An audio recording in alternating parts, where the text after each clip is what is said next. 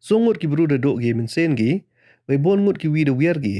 Haden we he sendet na ida wahab uslap jorba, watip kam cloudburst, ha iben tawa na nang gawa kir ganga, gawa da hier dai bor wa jorba ta ichnong daharali, wa emha Uttarakshi distrik ke jela Uttarakhand, iwa da jan ne sengi, hei wa ini ichnong na cha ra cha rong wa da cha tamo Video wa da por wa da yo urin hai por wa jia ini, da yo terkai wan ku wa he, ko pakit lang wa kanda wa umo, wa da lumbub wa tamoy ke yung sem wa emha rot ko wa.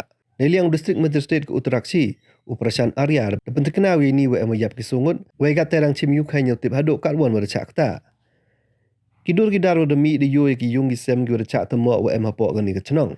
Dapat tip wa dailang ki army da pak le ki beruga National Disaster Response Force, wa State Disaster Response Force yo lai rap ki beruga cak ta. Kat kamu man kat te do ong wa yu em ki hotel ki homestay ki wa cak tempera prai ne ini celai Da em lek kau wach pau kat arngut ki wa wan krek malak ki wa subah ki wa cak ban hagi mo wa ikendau.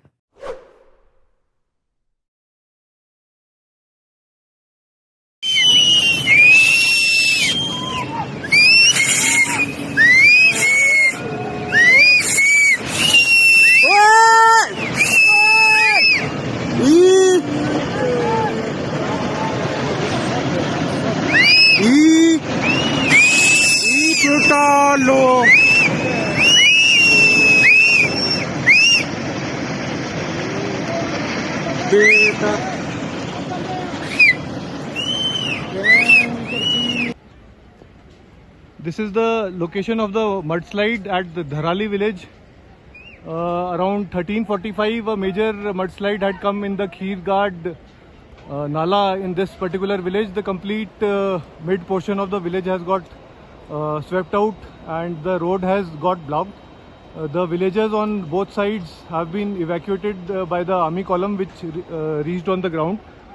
Presently, the villagers have been asked to stay away from this side as the mudslide is still continuing. One casualty has already been evacuated to the MI room of Harshil, and rest of the efforts to locate the persons who have got swept away is ongoing.